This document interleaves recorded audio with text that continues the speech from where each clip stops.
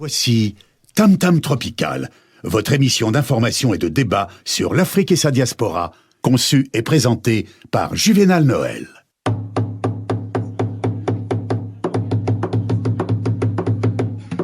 Plusieurs siècles avant la création du télégraphe, au cœur de la forêt équatoriale d'Afrique, les populations communiquaient déjà à distance, grâce au tam-tam. En un temps record, des messages étaient relayés dans plusieurs contrées. Tam Tam Tropical, l'Afrique chez vous, chaque mardi de 19h à 20h sur Radio Pluriel.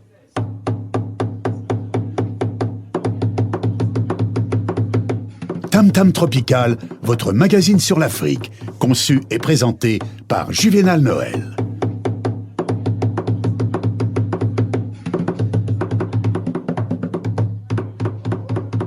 Mesdames, Messieurs, bonsoir. Voici le sommaire de ce magazine.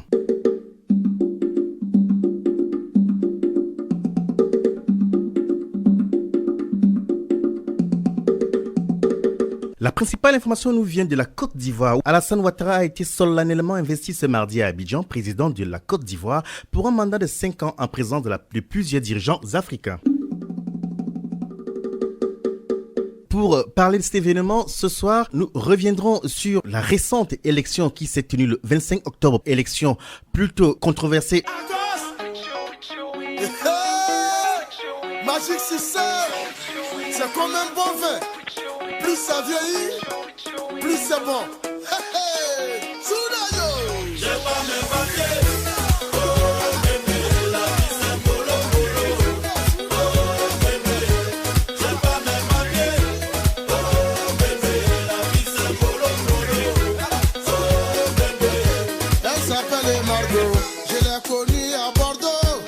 Je veux me marier pour avoir mes papiers. Depuis que nous nous sommes mariés, tout est mélangé à cause des papiers. Oui, il y a une musique, j'entends la musique. Amadou fait sortir le chien, Amadou fait la vaisselle, J'entends. Amadou fait le marché. Au final, c'est Mamadou qui fait tout quoi. J'ai pas mes papiers.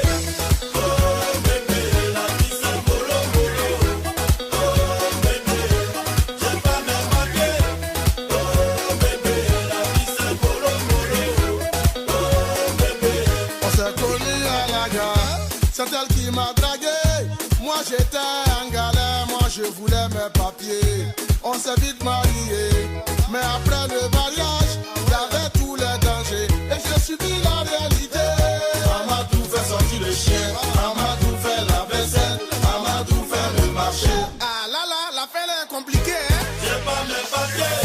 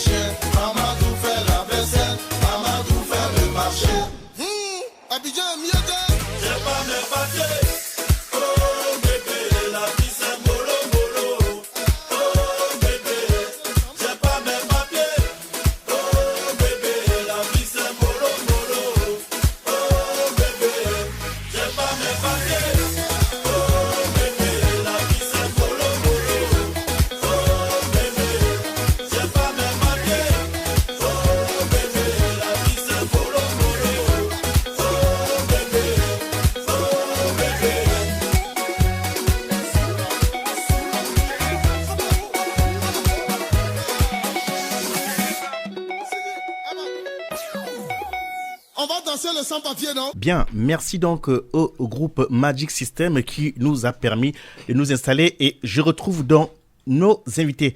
Monsieur Roger Balou, bonsoir. Bonsoir, Monsieur Juvenal. Bonsoir à vos auditeurs africains du monde entier. Mais je voudrais particulièrement saluer, si vous le permettez, les Ivoiriens, notamment les militants du Front populaire ivoirien qui sont ici et là en exil ou qui sont en prison. Je voudrais aussi saluer mon contradicteur, M. Diomandé, avec qui j'espère avoir un débat apaisé. Bien, Monsieur Diomandé, donc, Adama, bonsoir. Bonsoir, Monsieur Juvenal. Je dis bonsoir à vos auditeurs, les auditeurs de Lyon et puis de Paris aussi, et de la Côte d'Ivoire. Et je dis bonsoir aux Ivoiriens, pas de dissection à toute la Côte d'Ivoire. Et je souhaite un débat constructif pour une Côte d'Ivoire nouvelle avec M. Balou. Très bien. Le décor est implanté ce soir. Se joue donc, comme annoncé dans un seul titre à la une de ce magazine, donc Alassane Dramane Ouattara a été solennellement investi ce mardi à Abidjan, président de la Côte d'Ivoire, pour un mandat de 5 ans en présence de plusieurs dirigeants africains. Devant le peuple souverain, je cite, la Côte d'Ivoire, Alassane Dramane Ouattara a juré solennellement sur son honneur de respecter et de défendre fidèlement la Constitution, de protéger les droits et les libertés des citoyens, de remplir consciencieusement les devoirs qui lui sont chargés dans l'intérêt supérieur de la nation. C'est des phrases, c'est des mots très forts, mais qui malheureusement ne sont pas toujours respectés. Alors, le souhait, chers invités, c'est, comme vous l'avez dit vous-même, d'avoir un débat apaisé, dépassionné, pour que ce soir, nous ayons de la lumière pour ceux qui sont dans la diaspora et qui aimeraient comprendre les différents enjeux en présence en Côte d'Ivoire. Avant de parler des perspectives, nous allons revenir sur la précédente élection qui, au départ, avait plus d'une trentaine de candidats et au dernier tour, c'est-à-dire au moment du départ, donc le 25 octobre, c'était moins de 10 candidats, environ 7 candidats qui étaient donc en lice. D'aucuns ont vu tout de suite la main de M. Ouattara qui avait au préalable laminé ses candidats et curieusement, il a remporté, il semble avoir prédit c'est à quoi on a assisté. Donc je donne la parole directement donc à celui qui est considéré comme un opposant, c'est-à-dire un membre du F, Roger Balou. Quel regard portez-vous sur l'élection présidentielle du 25 octobre dernier? Disons que je tire 3 principaux enseignements de ces élections de 2015. Premier enseignement, c'est qu'il y a eu un boycott qui a été suivi massivement.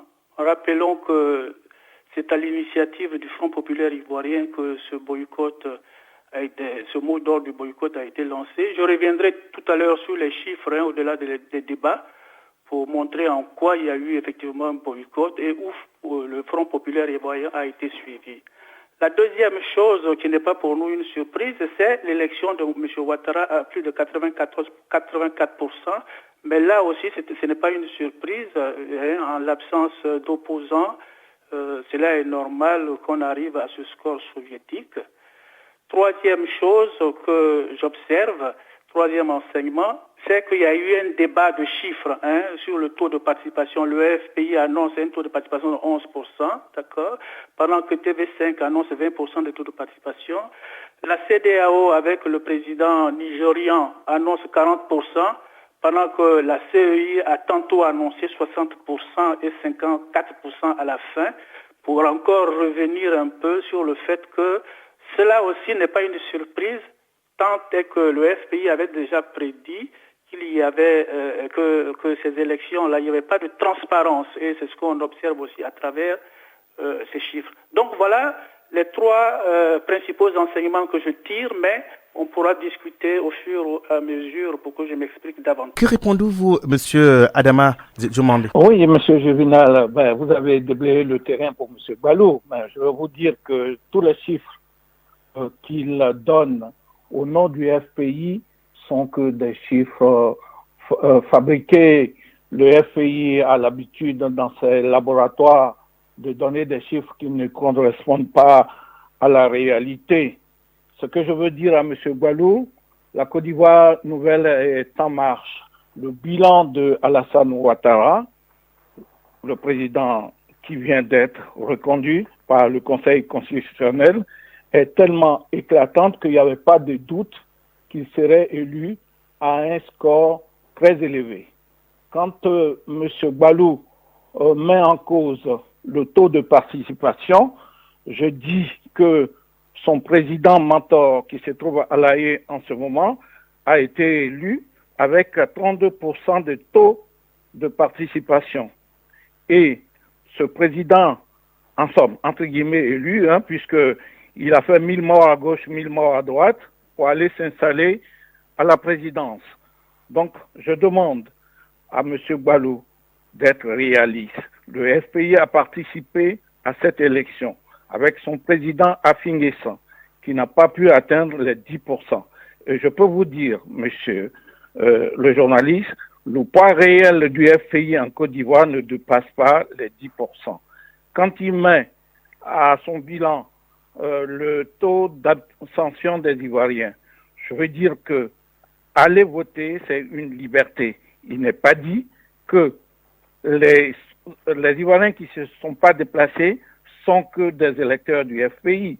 Le FPI n'a pas le poids que M. Gbalo veut donner en Côte d'Ivoire. La réalité, la page de la crise que Gbagbo a suscitée en Côte d'Ivoire est tournée. Et nous allons vers une Côte d'Ivoire nouvelle, avec une mentalité nouvelle, avec des Ivoiriens nouveaux. Bien, et monsieur... nous avançons en l'an 2020 vers l'émergence réelle de la Côte d'Ivoire. Et cela se fait avec les Ivoiriens, tous les Ivoiriens, sans distinction. Sans distinction, qui me demandait, il y a quand même quelque chose, une question qui brûle les lèvres. Victoire incontestable, comme vous le dites, ou victoire douteuse, parce que la réélection des sortants aujourd'hui... Incontestable. Moi, je le dis, il y a l'histoire, en somme, la victoire d'Alassane Ouattara est tellement limpide qu'il n'y a pas de protestation possible. Bien.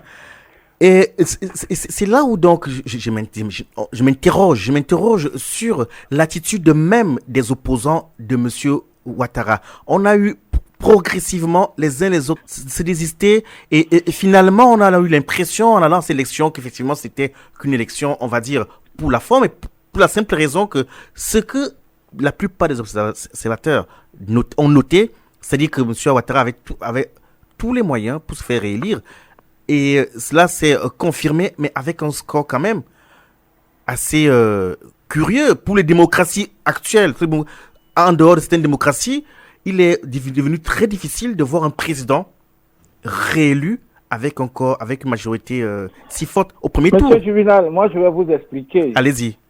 Quand le principal parti de l'opposition demande à ses militants de ne pas aller voter, qu'est-ce qui se passe?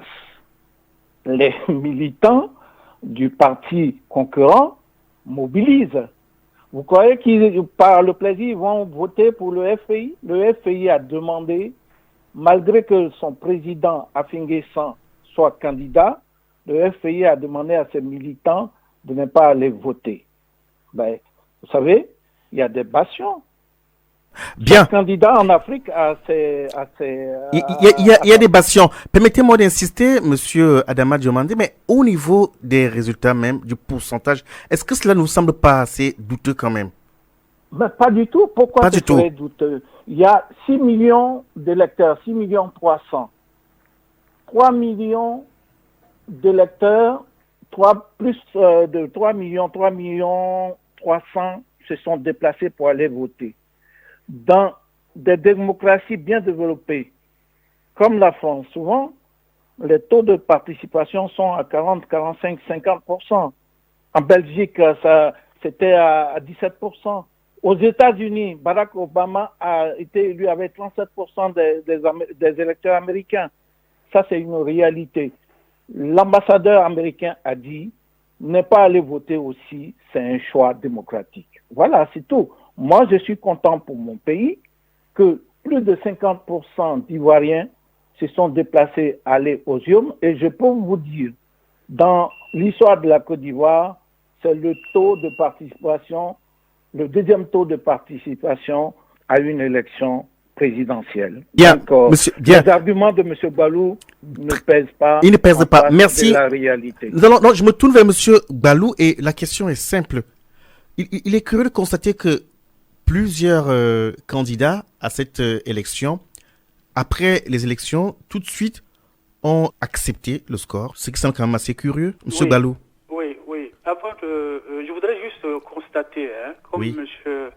Adama Diomandé est resté un peu plus longtemps pour Oui. répondre à vos questions. On tiendra compte que vous me donnerez aussi on tiendra un peu compte plus de de ce temps. Oui. et que vous allez mesurer ces temps de réponse pour que les uns et les autres aient le temps de s'exprimer. Je voulais revenir sur un certain nombre de choses qui ont été dites. Premièrement, relever que M. Diomandé est un peu en contradiction avec lui-même. Quand tantôt il dit que le FPI a participé aux élections à travers AFI, mais tantôt aussi il dit que le FPI a appelé au boycott. Bon, il faut bien qu'il sache une chose. Je voudrais simplement informer M. Diomandé, mais là-dessus, les Ivoiriens ne sont pas dupes. Le Front populaire ivoirien n'a pas du tout participé à ces élections, d'accord. Monsieur Afi N'Guessa est un accompagnateur de M. Ouattara, mais je reviendrai un peu à cela un peu plus tard parce que ça revient à la question que vous posez. Comment cela se fait que les gens tout de suite applaudissent l'élection de M. Ouattara? Je voudrais revenir sur les chiffres, faire un comparatif entre les chiffres de 2010 et les chiffres de 2015 parce que j'en ai parlé tantôt et M. Adama semblait dire qu'il n'y avait pas eu de boycott. Voilà, en 2010, mais là je retiens effectivement les chiffres de la CEI pour ne même pas qu'on dise que le Front populaire ivoirien fabrique les chiffres. En 2010, la CEI a annoncé 5 725 000 inscrits, d'accord. En 2010, la CEI a annoncé 6 300 000 inscrits, d'accord. Bon. En 2010, il y a eu 5 700 000, c'est-à-dire qu'il y a eu les 100% qui ont voté, d'accord. En 2015, il y a eu seulement 54% qui ont voté, soit 3 441 000. Voilà. Donc on voit que entre 5 millions de votants en 2010, 5 800 000 on va dire, et 3 500 000 on va dire de votants, on voit bien qu'il y a eu un boycott. Deuxième chose que je voudrais dire, en 2010, selon les chiffres de la CEI, au premier tour, Laurent Gbagbo a eu 2 198 voix avec 38%, pendant que M. Ouattara avait 1 836 000 voix. Ensuite, au second tour, selon toujours les chiffres de la CEI, s'il vous plaît, monsieur, demandez, suivez bien mes chiffres. Selon les chiffres de la CEI, M. Ouattara, au deuxième tour, a eu 2 483 000 avec 54%. N'est-ce pas, voilà. Et pendant que M. Gbagbo on lui a attribué 45% des voix, soit 2 107 000. D'accord. En 2015, que se passe-t-il? M. Ouattara, sur 3 441 000 votants, a eu 2 881 084 voix, soit 84%. Vous voyez que les 2 800 voix qu'il a eues en 2015, c'est pratiquement identique aux 2 483 000 voix qui lui ont été attribuées en 2010. En d'autres termes, entre 2010 et 2015, M. Ouattara n'a pas du tout bougé, sauf seulement de 400 000 voix. Quelqu'un qui se targue d'avoir bouleversé, n'est-ce pas, économiquement, socialement la Côte d'Ivoire, quelqu'un qui se dit qu'il a un programme qui a vraiment réussi, il a construit des ponts un peu partout. Malgré les ponts, malgré les routes, malgré tout, l'électorat de M. Ouattara n'a pas du tout augmenté, il est resté identique. On pourra prouver que cet électorat est resté automatiquement ethnique, mais je ne vais pas développer là-dessus. Voilà donc ce que je dis. Je dis que entre 2015, si on compare, je n'ai pas besoin de comparer les chiffres des États-Unis ou de la France ou de la Belgique comme M. Ouattara, M. Diomandé le fait. Je compare nos chiffres en Côte d'Ivoire sur ces deux élections, d'accord. Je prends les chiffres du même organisme, la CEI, même si nous on les conteste, et je prouve avec ces chiffres que non seulement il y a eu boycott, parce que au lieu de 5 700 votants, on est seulement à 3 400 votants. Le nombre de voix que M. Ouattara a obtenu n'a pas du tout changé entre 2010 et 2015, ce qui confirme qu'il y a eu bel et bien boycott. Bien, monsieur Gbalo, alors on va revenir sur les chiffres. Je permettrai à monsieur Adama de demander de répondre sur les chiffres, mais il y a quand même un aspect bien curieux dans cette élection en Côte d'Ivoire. On note qu'aucun des candidats écrasés n'a contesté les résultats et chacun a trouvé les arguments pour expliquer sa défaite. Mais personne n'a dit qu'on lui a volé des voix ou qu'il y a eu bourrage d'urnes dans un seul bureau de vote. Mais c'est presque inquiétant. Nous l'avons dit, nous avons dit que M. Ouattara, c'était d'ailleurs l'une des raisons pour lesquelles le Front populaire a appelé au boycott. M. Ouattara s'est choisi des opposants. Pour revenir au Front populaire ivoirien, ce qui s'est passé, c'est qu'ils se sont arrangés avec Afi, d'accord, en le faisant sortir et en lui faisant un certain nombre de facilités pour accompagner M. Ouattara, d'accord. Donc, il y a eu un deal au départ et il est resté dans ce deal et donc logiquement c'est normal qu'il reconnaisse ces résultats. Mais c'est aussi pareil pour M. Kakabe. Ce qu'on voit, c'est que les candidats qui auraient pu inquiéter M. Ouattara et qui étaient en dehors de ce deal, qui étaient M. Bani ou M. Essi Amara, ces candidats, d'accord, ont dû se retirer parce qu'ils sont revenus à la raison que la transparence qu'on appelait de tous nos voeux, la transparence qu'on remettait en cause de ces élections n'était pas du tout, les conditions de transparence n'étaient pas garanties. D'accord, voilà. C'est entendu monsieur Gbalo et je me tourne vers monsieur Adama Diomandé. Déjà sur la question, sur les chiffres qu'évoque monsieur Gbalo, que répondez-vous, monsieur Diomandé? Monsieur Adama demandé que sur les différents chiffres sur ces années passées que monsieur Roger Gbalo vient donc de nous présenter, est-ce que vous partagez ce point de vue-là? À la réalité, ces chiffres sortent de l'imagination directe des dirigeants du FPI. Je veux dire par là que les chiffres ont été clairs. Ceux qui ont participé à l'élection présidentielle de la Côte d'Ivoire ne contestent pas ces chiffres-là. Je veux dire que la branche FPI de Abdraman Sangaré, qui s'est dit proche de Laurent Gbagbo, a demandé à une partie du FPI de ne pas aller voter. Mais de quoi ils se mêlent? De quoi ils se mêlent? Ils n'ont pas participé à l'élection. Ça, c'est leur problème. Mais Afinguessan a eu le courage de participer parce qu'il met la Côte d'Ivoire au-dessus de la personne de Laurent Gbagbo. Il met la Côte d'Ivoire au-dessus de sa personne, même au-dessus de son parti politique. Je veux dire que M. Gbalo ne peut pas contester quelque chose dont il a demandé de ne pas participer. Nous voulons tourner la page de la crise que Gbagbo a créée.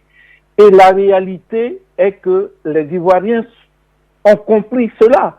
Ils ont voté massivement, en tout cas ceux qui se sont déplacés, pour Alassane Ouattara, pour continuer son boulot, son travail de développement.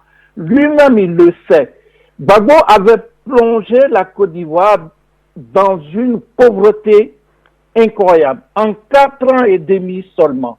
Il n'y a aucun pays au monde qui a pu faire ça. Aujourd'hui, le monde entier salue le travail de titan d'Alassane Ouattara. La Côte d'Ivoire est en train de tourner cette page douloureuse que Gbagbo a créée avec le FPI. Comment on peut comprendre des gens, des dirigeants qui ont dirigé ce pays de vouloir faire tomber ce pays-là à tout prix parce qu'ils ont perdu une élection, parce qu'ils se disent qu'ils ne veulent pas reconnaître leur défaite. Mais si Gbagbo avait été démocrate, nous, notre génération, nous avons applaudi Gbagbo parce qu'il osait défier le grand Houphouët-Boigny. Mais en réalité, qu'est-ce qu'il a fait de cette démocratie? Il a fait un déni de démocratie. Il a dit d'abord, 1000 morts à droite, 1000 morts à gauche, je m'installe au pouvoir. Il s'est installé au pouvoir, il refuse de reconnaître sa défaite. Et ça a créé plus de 3000 morts. C'est ça les conséquences de la gestion de Gbagbo. Et aujourd'hui, Alassane dit, je tourne la page, je vais créer, en tout cas, je fais de telle sorte que l'Ivoirien nouveau soit à l'aise dans son pays. Et c'est ce qu'il est en train de faire avec le travail qu'il a là-bas. Économiquement, c'est prouvé. Sur le plan de la réconciliation, la réconciliation est en marche. La preuve est que Alassane est parti dans la région natale de Gbagbo, à Gagnoa. Vous savez, il a été accueilli comme les Ivoiriens savent le faire. Donc, la réconciliation est en marche. Elle est en marche. Alors, monsieur Adama... S'il vous plaît, monsieur Juvenal, allez-y. Voilà, je voudrais vraiment que le débat soit intelligent. Hein. Moi, les chiffres que j'ai donnés... Merci, mais moi je ne pense pas mener un débat qui n'est pas intelligent. C'est vous qui restez dans votre posture, s'il vous plaît, alors, d'opposant éternel. Faisons l'effort de respecter le temps de parole. Monsieur Roger Gbagbo, allez-y. Voilà, merci beaucoup, monsieur Juvenal. On connaît ça de M. Adama, hein, d'intervenir de façon intempestive. Donc je disais que les chiffres que j'ai donnés sont des chiffres de la CEI. J'aurais aimé que M. Adama les discute avec intelligence, voilà, qu'il ne fasse pas de la magie des chiffres. Alors, M. Adama a beaucoup parlé du bilan de M. Ouattara. J'aurais aimé vraiment que pour une fois, on revienne sur ce fameux bilan dont il parle. Et moi, je voudrais, si vous permettez, aborder cette question, mais à plusieurs niveaux. Hein. Ce bilan, je voudrais l'aborder, moi, à 4 niveaux. D'abord, au plan des droits de l'homme. À quoi assiste-t-on, à quoi a-t-on assisté pendant le mandat de Ouattara? À des assassinats d'Ivoiriens, on se rappelle encore de Naïbli, tout ce qui s'est passé à Naïbli. On se rappelle que tout son mandat, ça a été des emprisonnements ça et là, des emprisonnements. Aujourd'hui, il y a plus de 400 opposants qui sont en prison, dont des vice-présidents, une dizaine de vice-présidents du Front populaire ivoirien. Ces personnes sont en prison sans jugement. On se rappelle aussi que les avoirs de tout ce qui n'est pas Gbagbo sont gelés. Alors évidemment, cela est dramatique parce que du coup, on a vu les décès dans nos rangs. Le ministre Boumboabré est décédé. Il avait de l'argent, mais il ne pouvait pas se soigner parce que son argent est bloqué, tout comme le maire Diagou, etc., etc. Donc ça, c'est au plan des droits de l'homme. Au plan de la démocratie elle-même, on a vu complètement que M. Ouattara a nié complètement la démocratie.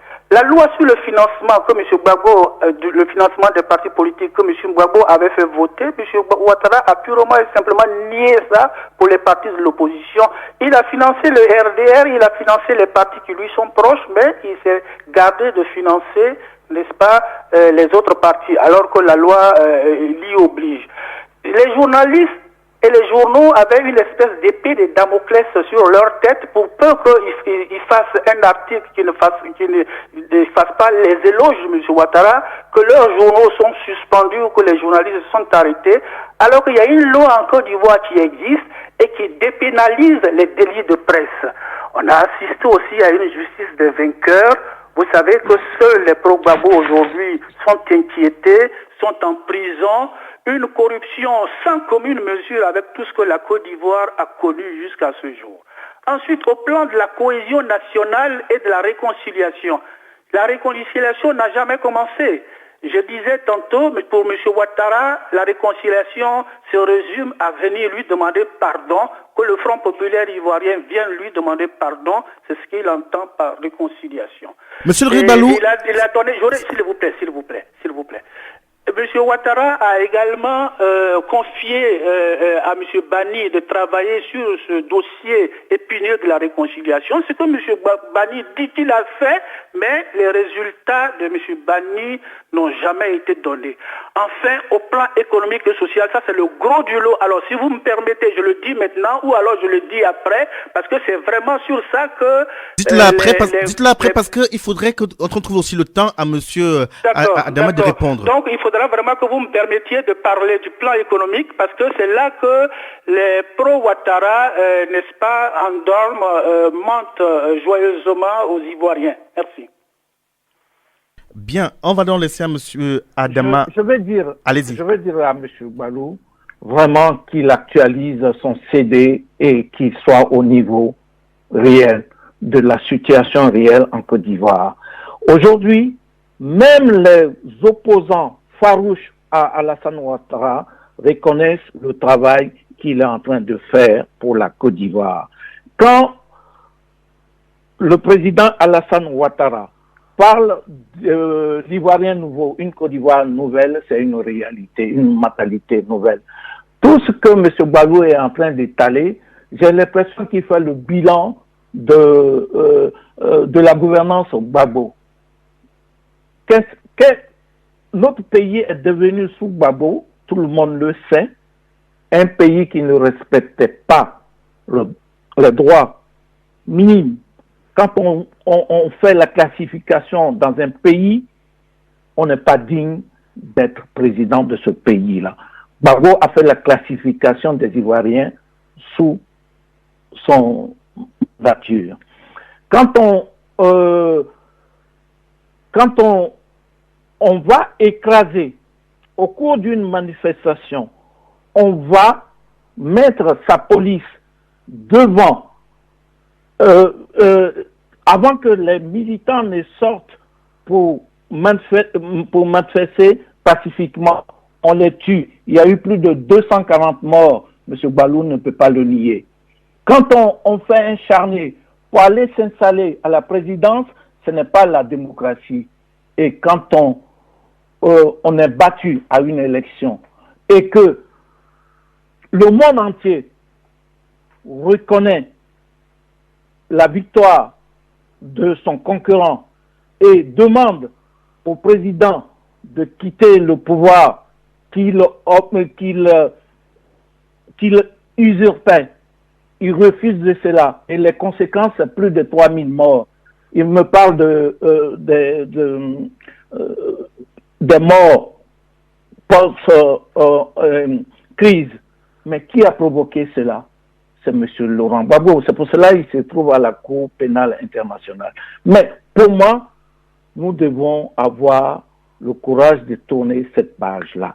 Bien, monsieur, excusez-moi de vous... La page douloureuse de la Côte d'Ivoire. S'il vous plaît, monsieur Demandé, s'il vous plaît, permettez-moi de préciser quand même, c'est un point qu'a relevé monsieur Roger Balou. Il parle par exemple sur le point des droits de l'homme, sur le bilan de monsieur Alassane Ouattara pour les années précédentes. Qu'en dites-vous sur les points qu'il a relevés sur les emprisonnements et voilà. Répondez-vous. Monsieur Balou parle de quels prisonniers? C'est des prisonniers qui ne sont pas des prisonniers politiques, qui ont été ou ils sont arrêtés parce qu'ils ont fait des détournements, ou ils ont encouragé la haine, ou ils ont voulu déstabiliser le pouvoir. Alors, dites-moi, s'il vous plaît.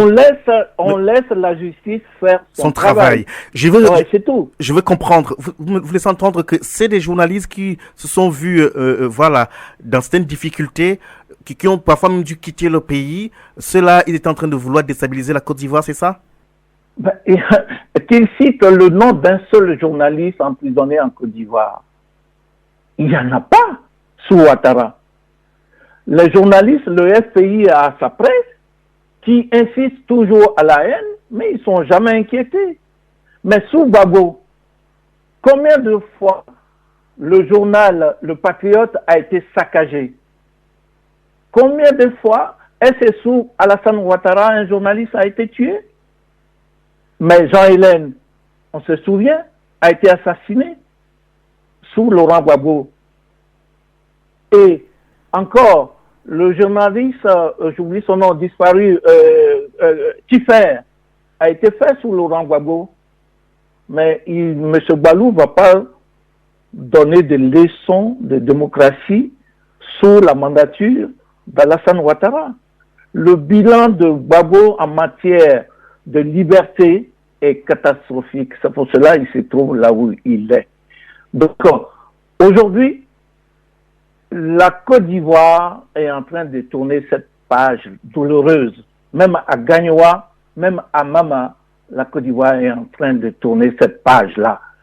Mais je demande à mes frères du FPI, comme M. Balou, de prendre le train de l'évolution de la Côte d'Ivoire, l'émergence de la Côte d'Ivoire.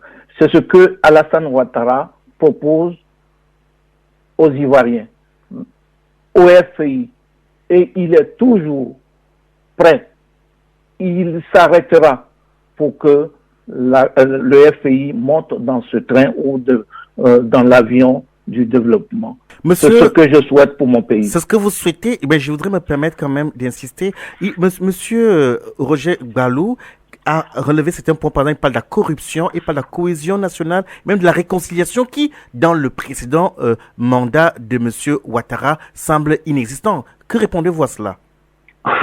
Mais dans quel pays où il n'y a pas la corruption? C'est un combat éternel qu'il faut mener pour le développement de notre continent. Même en France ici, même aux États-Unis, il y a la corruption. Mais sous Gbagbo, quelle était l'étendue de la corruption? Quand Alassane est venu, quand il a fermé le robinet, c'est les mêmes qui criaient que l'argent ne circulait pas. Mais sous Gbagbo, l'argent circulait dans des sachets plastiques entre eux. Et entre-temps, la jeunesse désœuvrée était utilisée pour créer sa milice avec Blé Goudé. C'est ça la réalité du FPI. Maintenant, moi je ne veux plus m'attarder sur ces choses-là. Aujourd'hui, il y a un ministère chargé de la jeunesse qui se bat, qui donne l'opportunité à la jeunesse ivoirienne de faire autre chose. Et il y a un fonds qui est géré par la première dame de Côte d'Ivoire qui aujourd'hui fait sortir des milliers de femmes de la dépendance macice des hommes qui se prennent en charge. Voilà la réalité de la Côte d'Ivoire d'aujourd'hui, que le FPI est en train de nier. Mais les aveugles sentent, même s'ils ne voient pas. Les aveugles sentent le développement de la Côte d'Ivoire. Ok, c'est entendu. Vous dites que les aveugles, même s'ils ne voient pas, ils le sentent. Monsieur Gballou, allez-y. Voilà, Monsieur Juvenal, je voudrais simplement remarquer, et avec vraiment beaucoup de peine, que M. Diomandé est resté en 2010. Nous parlons du mandat de M. Ouattara. Il parle de M. Gbagbo. Vous avez bien vu que depuis, je ne parle pas de M. Gbagbo. Voilà, je parle du bilan de M. Ouattara et je voudrais vraiment qu'il parle du bilan de M. Ouattara avec des chiffres plutôt que de rester dans la démagogie et dans l'énonciation de slogans. Alors, je disais que je voulais aussi revenir sur le bilan économique et social de M. Ouattara, parce que là aussi, on a beaucoup enfumé les Ivoiriens. Alors, à quoi assiste-t-on aujourd'hui? Mais ça, ce sont des chiffres à la fois du FMI, de la Banque mondiale que je vais développer, et je vais dire en quoi ces chiffres-là montrent combien M. Ouattara a enfoncé le pays. Les chiffres qui sont avancés sont un taux de croissance du produit intérieur brut de entre 8 et 9%, d'accord? C'est certes une croissance, mais les économistes parlent d'une croissance appauvrissante. Il y a une croissance, certes, mais le peuple de Côte d'Ivoire s'appauvrit de jour en jour. À quoi a servi, donc, à quoi est due cette croissance? Cette croissance, elle est due essentiellement à trois facteurs. D'abord, il y a eu ce qu'on appelle le report des investissements publics de la période de la crise. Vous savez, depuis que M. Ouattara a fait sa guerre à la Côte d'Ivoire, de 2002 jusqu'à 2010, tous les investissements publics qui devaient être faits, c'est-à-dire les ponts, notamment le pont qu'ils ont appelé HKV Brig, et tous ces ponts, ces routes qui devaient être faits ont été reportés, d'accord? Et l'argent n'a été seulement décaissé que lorsque il y a eu le calme, lorsque M. Ouattara, donc c'était pas de l'argent que lui-même il a eu, mais c'était de l'argent qui était déjà mis de côté. Ensuite, il y a eu les reports des investissements directs étrangers. Il y a eu beaucoup d'entreprises qui ont été saccagées ou beaucoup d'entreprises qui prévoyaient d'investir, mais du fait de la crise qui ne pouvaient pas le faire. Donc, quand il y a eu une accalmie, ces investissements se sont réalisés. Ensuite, il y a eu tous les financements que le gouvernement Gbagbo a eu sous le PPTE, ce qu'on appelait le PPTE. Cet argent a été décaissé sous Ouattara. Et puis enfin, la seule chose que Ouattara a apporté là-dedans, ça a été l'endettement. Il a endetté la Côte d'Ivoire. Alors cet argent, à quoi cela a servi? Cet argent a servi essentiellement aux infrastructures publiques, c'est-à-dire aux ponts, aux routes, etc., etc. Mais il n'y a pas eu d'infrastructure sociale. Cet argent a également servi notamment en ce qui concerne ce qu'on appelle les investissements directs et étrangers, aux investissements dans le secteur minier. Enfin, comme je le disais tantôt, il n'y a pas eu d'investissement dans les infrastructures sociales. Alors le résultat, c'est quoi? C'est qu'on assiste certes à une croissance du PIB, mais en même temps, on assiste à une hausse, mais alors à une hausse galopante du niveau de pauvreté. Je donne les chiffres, n'est-ce pas, du FMI et de la Banque mondiale. En 2008, c'est-à-dire pendant que Gbagbo était encore au pouvoir, le taux de pauvreté, on le comprend très bien, parce que la Côte d'Ivoire était en crise depuis 2002, était de 48,9%. Ça, c'était en 2008. Mais en 2014, ce taux est passé à plus de 50%. Et la Banque mondiale dit qu'un Ivoirien sur deux est pauvre. Il y a un indicateur qui est fait qu'on appelle l'indicateur de développement humain, qui en 2014 était de 0,452% sur 1, qui place la Côte d'Ivoire au 171e rang sur 184 pays. Monsieur Ousmane Diagana, qui est le chef des opérations de la Banque mondiale en Côte d'Ivoire, déplorait cela et je vais le citer, et monsieur Diomandé retrouvera ses propos dans Jeune Afrique du 12 novembre 2014. Il disait ceci: la Côte d'Ivoire est confrontée à des taux de pauvreté inquiétants, surtout par rapport au potentiel énorme dont dispose le pays. Et puis il a ajouté, il y a des vrais exclus qui aujourd'hui sont identifiables dans le pays et que la crise politico-militaire de 2011 est passée par là, mais il n'y a pas que la crise. Voilà. Bien entendu. Voilà. Donc, je finis. Rapidement, s'il vous plaît. Voilà, je finis, s'il vous plaît.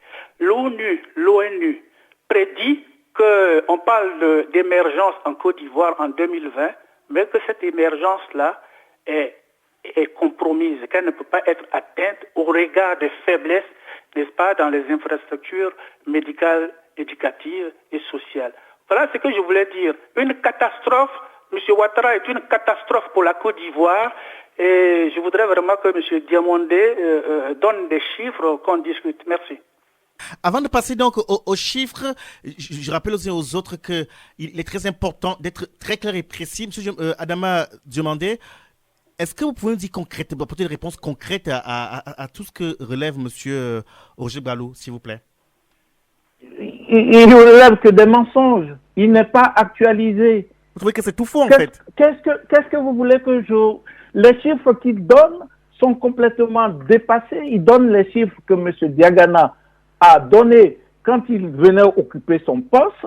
J'invite M. Gbagbo d'aller, et sur le net, on peut trouver la déclaration de M. Diagana, qui va aller occuper un poste plus important, l'éloge qu'il fait de la politique économique du président Alassane Ouattara. Bien, c'est entendu. Et quand il parle s'il vous plaît, de la pauvreté, Monsieur Adama, Gbagbo, oui. S'il vous plaît, on a bien entendu, vous trouvez que tous les chiffres qu'il a avancés sont faux. C'est clair dessus. Alors, pour l'avenir de la Côte d'Ivoire, puisque nous y sommes aujourd'hui, M. Alassane Dramane Ouattara a donc prêté serment ce jour. Quelle Côte d'Ivoire aurons-nous pour les 5 prochaines années? Voilà, une Côte d'Ivoire nouvelle, avec une mentalité nouvelle, avec des Ivoiriens nouveaux.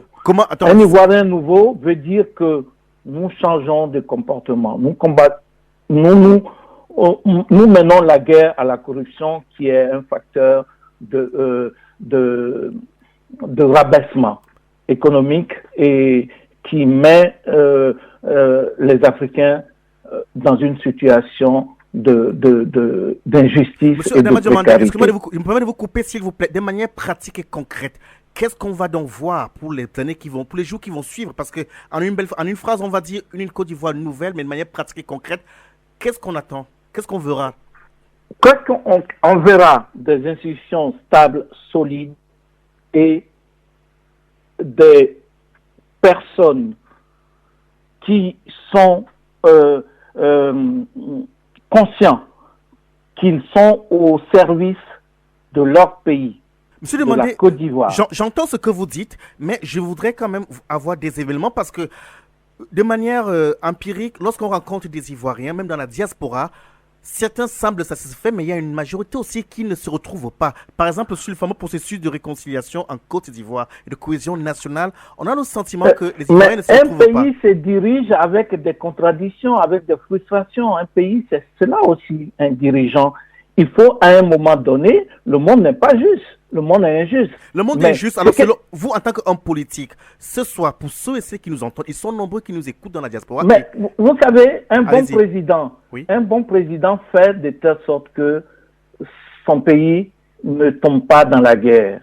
Un bon président fait de telle sorte que, même s'il crée des injustices par là, mais son objectif est que son pays ne tombe pas dans la confrontation. Et c'est ce que le parti de M. Gbagbo n'a pas su faire. Et aujourd'hui, Alassane prend ses responsabilités. Il va chercher ses opposants pour dire, rentrez, venez vous installer et faisons développer le pays. Mais son président... Ça, on l'a entendu. On l'a entendu parce que l'ancien président n'a pas su faire ça. Donc, aujourd'hui, Alassane Ouattara est déterminé de faire évoluer notre pays, en même temps le continent, en même temps la sous-région. M. Gbagbo ne peut pas nier que la Côte d'Ivoire a trouvé sa solidité économique. Maintenant, pour sortir de la pauvreté, il faut créer la richesse. S'il vous plaît, monsieur Adama Domandé, excusez-moi de vous couper parce qu'effectivement, le temps qui nous est imparti tire inexorablement vers la fin. Je donne la parole à M. Roger Gbagbo en 1 minute. Pour vous, quel avenir pour la Côte d'Ivoire, puisque M. Dramane Ouattara est de nouveau en selle pour 5 ans? Allô? Oui. Les principaux défis pour la Côte d'Ivoire, c'est d'abord la réconciliation. Malheureusement, là, je suis d'accord avec vous, cher frère. Là, c'est mal parti parce que M. Ouattara n'entend pas du tout la réconciliation de la bonne oreille. Le deuxième défi de la Côte d'Ivoire, c'est le respect de la Constitution. Et là, on est mal parti parce que M. Ouattara compte changer la Constitution, je ne sais pas. D'abord, il ne l'a pas respectée en 2015. Il compte la changer, je ne sais pas comment il fera. L'autre défi, c'est la démocratie. Remettre la démocratie sur les rails. Là aussi, on est mal parti. Remettre la justice, c'est-à-dire sortir de la justice, n'est-ce pas, des vainqueurs pour venir à une justice républicaine. Là aussi, on est mal parti. Sortir de ce que M. Ouattara a appelé le rattrapage ethnique. Là aussi, on est mal parti. Donc, je veux dire, en termes de perspective, j'avoue sincèrement que je suis triste pour mon pays. Je suis triste pour mon pays et je répète que M. Ouattara est la pire catastrophe que la Côte d'Ivoire ait eue depuis son existence. C'est la catastrophe vraiment que la Côte d'Ivoire a eue et on est triste de constater cela. Merci donc, chers auditeurs, ici s'achève dans notre mini-débat. On se rend toujours compte que lorsque le débat est assez intéressant, les minutes s'égrènent, le temps passe très vite. Merci à monsieur Roger Gbagbo et monsieur Adama Diomandé qui ont accepté. Moi, je vous remercie de votre... Merci beaucoup, monsieur Juvenal. Merci et au plaisir. Et à très bientôt. Merci, au revoir. Merci, au revoir. Radio Pluriel, votre fenêtre sur le monde. On descend, on descend, on descend. Bouge encore si tu viens. Un de toi. On descend, on descend, on descend. Kundele una cosa de Libreville à Douala. Quel que soit le rythme, mélodie des copines venues de mon Africa. Quel que soit les rythmes, on se laisse tous aller. Je monte le son, oui, pour te combler jusqu'au petit matin. Commençons par de petits pas. 1, 2, 3. Rappelle ça comme tu veux, du coup, elle est où? On se fout un peu de qui fait quoi ce soir. On va seulement bouge ton corps si tu viens. 1, 2, 3. On descend, on descend, on descend. Bouge ton corps si tu viens. 1, 2, 3.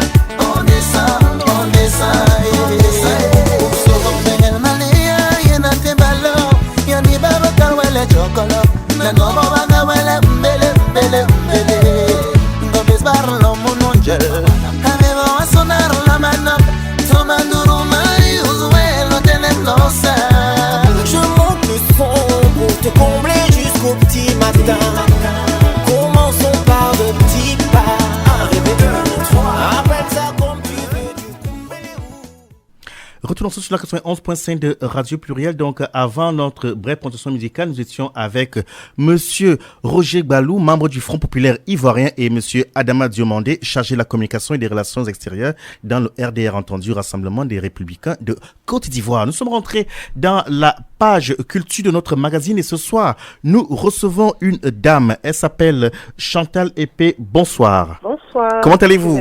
Je vais bien. Vous allez bien. D'abord, on tient à vous féliciter pour l'événement festif du Festival artistique et culturel Afro-Diaspora qui a eu lieu le week-end dernier.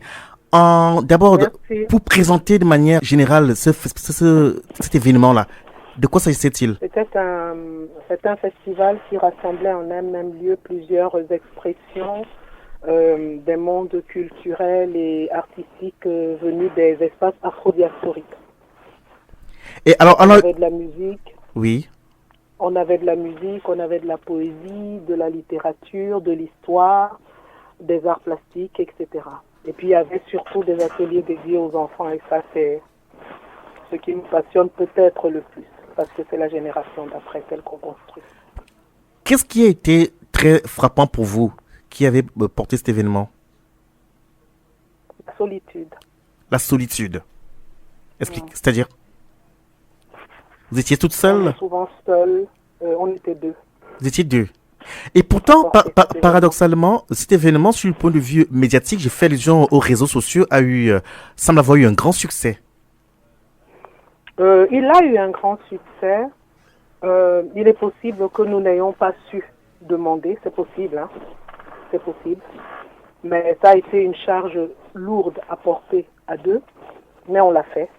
Parce que quand on croit en quelque chose, il y avait la solitude et l'absence de moyens financiers, mais l'absence de moyens financiers n'est pas une raison pour ne pas faire. Et la solitude n'est pas une raison pour ne pas faire, c'est une raison pour être déterminé. Simplement, à la fin, on est lessivé, comme je le suis aujourd'hui. D'accord. Mais écoutez, c'est vrai que il faut être clair dessus. Cet événement, même avant qu'il ne soit concret, avant le week-end dernier, il s'annonçait déjà assez lourd, assez difficile même à porter. Vous avez tenu votre défi. On tenait à vous tirer le chapeau sur les zones de tendance tropicale et on espère vous avoir aussi bientôt dans d'autres régions, notamment à Lyon, pour le cœur à cœur acoustique. On espère aussi. De toute façon, je vous laisse organiser et puis ça se fera de toute façon. Le but du cœur à cœur acoustique, entre autres, c'est de toucher. Nous ne sommes pas parisiens, hein, c'est simplement que nous habitons Paris, donc c'est plus simple de faire ici. Mais merci. on veut toucher tout le monde. D'accord. Merci beaucoup Chantal, et au plaisir de vous retrouver très bientôt. Pareillement, merci Juvénal. Au revoir. Au revoir. Tam Tam Tropical, c'est tous les mardis soirs de 19h à 20h sur Radio Pluriel.